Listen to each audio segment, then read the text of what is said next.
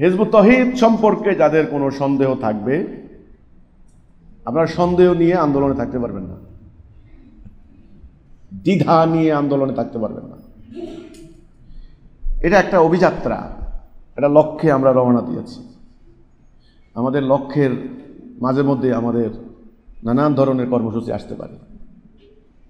ওই লক্ষ্যের অংশ হিসেবে আপনারা মিটিং করছেন, সেমিনার করছেন, আপনারা সমাবেশ করছেন, ঈদের জামাত করছেন, তারপরে হলো আপনারা নোয়াখালীতে উন্নয়ন কাজ করছেন, আরেক জায়গায় উন্নয়ন কাজ করবেন। ওই লক্ষ্য আমরা ধীরে ধীরে ধীরে ধীরে আমরা একটা মহান লক্ষ্যের দিকে যাচ্ছি।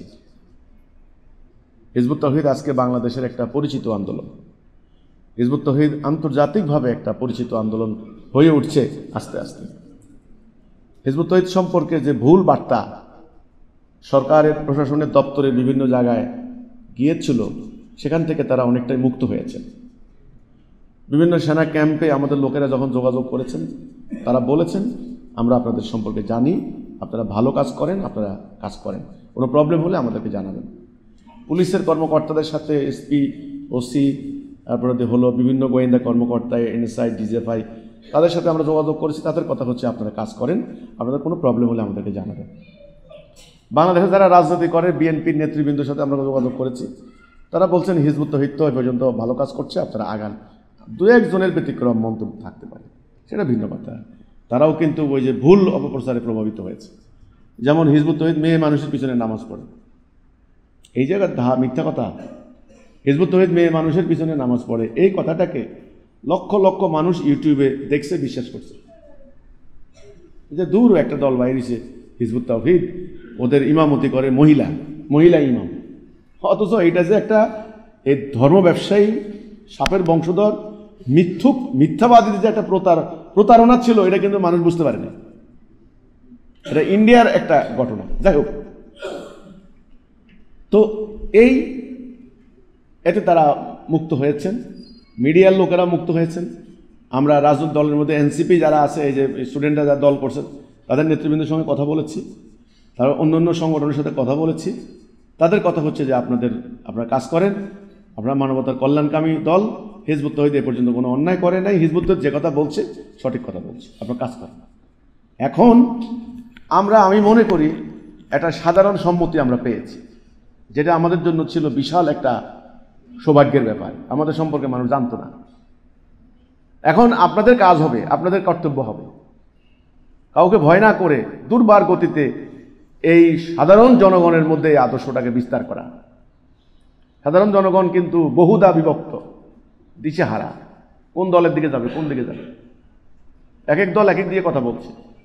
আপনাদের কর্তব্য হবে তাদের কাছে সঠিকভাবে এটা উপস্থাপন করা যে এই হিজবুত তৌহিদের লক্ষ্য, এই হিজবুত তৌহিদের কর্মসূচি, এই হিজবুত তৌহিদের ইমাম, এটা আমাদের এটা তুলে ধরা। কে আসবে কে আসবে না সেটা আল্লাহর উপর ছেড়ে দেবে, ওটা আল্লাহ দেখবে, ওটা ফয়সালা আল্লাহ করবেন। এরই মধ্যে দেখবেন অনেক আছে বিতর্ক করতে পারে, কারোর সাথে বিতর্ক করবেন না। বিতর্ক করে কোনোদিন আজ পর্যন্ত সমাধান হয় নাই, বিতর্ক করবেন না। কোরআনের আয়াত নিয়ে বিতর্ক করা নিষেধ, একবার ডাইরেক্ট মানে আল্লাহ বলেছেন, রাসূল বলেছেন, বিতর্কিত কোরআনের আয়াত নিয়ে তর্ক করা নিষেধ। তিনি রেগে লাল হয়ে যেতেন। আমি একটা কথা বলি, যারা আনুগত্য করতে পারবেন তাদের কোনো ভুল নাই। আনুগত্য করতে পারলে আনুগত্যের কোনো ভুল নাই। আনুগত্য করতে গেলে আপনার কি ক্ষতি হবে? কিছু জানের ক্ষতি হবে, মালের ক্ষতি হবে। আসছি তো জানমাল দেওয়ার জন্য আনুগত্য করতে হবে, এটা হলো সামরিক নীতি। বিশ্বের কোনো সেনাবাহিনী পাবেন না যে আমার মনে চাইলে আনুগত্য করুম, হুকুম দিলে যাচাই বাছাই করবো, দেখি আপনার হুকুমটা ঠিক আছে কিনা। পাইছেন কোনোদিন কোনো সামরিক বাহিনী? পাইছেন কোনোদিন? এটা চলে, সেনাবাহিনী চলে এগুলা না। আগে থেকে আপনি ঠিক করেন সেনাবাহিনী মানে হচ্ছে এটা। চাকরি করার আগে কিন্তু আপনি ঠিক করে নেন সেনাবাহিনী মানে এখানে কঠোর প্রশিক্ষণ দিতে হবে, এখানে লেফট রাইট করতে হবে। সেনাবাহিনী মানেই হচ্ছে কোনো প্রশ্ন চলবে না, হুকুমের সাথে সাথে আনুগত্য করতে হবে, এটা হলো সেনাবাহিনী। আর নাহলে আপনি সেনাবাহিনী ঢুকেন না। আপনি জানেন না সেনাবাহিনীর উদ্দেশ্য হচ্ছে যুদ্ধ করে দেশ রক্ষা করা। এই আর্মিটা তৈরি করছে কেন? নাসের। এটা কি নাসের দল? বিশ্বের যে কোনো সেনাবাহিনী প্রধানকে জিজ্ঞাসা করেন যে আপনাদের আর্মি কি নাসের দল? আপনাদের আর্মি কি সাংস্কৃতিক সংগঠন? আপনাদের আর্মি কি ক্রীড়া সংগঠন? যে বিশ্বকাপে ফুটবল খেলবে ক্রীড়া সংগঠন না, আর্মিটাই হলো যুদ্ধের সংগঠন।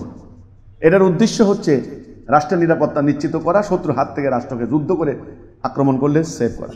তো এই জন্যেই প্রাকৃতিক চিরন্তন নীতি যে সৈন্যরা বিনা প্রশ্নে কমান্ডারের হুকুম সঙ্গে সঙ্গে পালন করবে।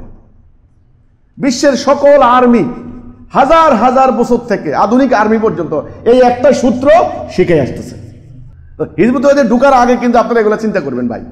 হিজবুত তওহীদে ঢুকলে এখানে আমিরের আনুগত্যের বাইরে কোনো কথা নাই।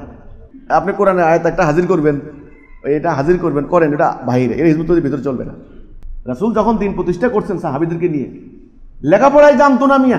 আপনি তো কইছেন কোরআনের একেবারে আয়াত এই আয়াত এ, ওরা লেখাপড়ায় জানতো না ঠিক মতো, দিন প্রতিষ্ঠা করে ফেলছে। ইমামুজ্জামান এই কথা বলছেন, যখন এই উম্মাহ শিক্ষা দীক্ষা ছিল না তখন অর্ধ দুনিয়া দিন প্রতিষ্ঠা হয়ে গেছে, আর যখন এরা পণ্ডিত হয়েছে তখন এরা গোলাম হয়েছে। কেন ওয়াই কেন? কারণ সাহাবীরা এত তর্ক করতেন না, এত পাণ্ডিত্য দেখাইতেন না।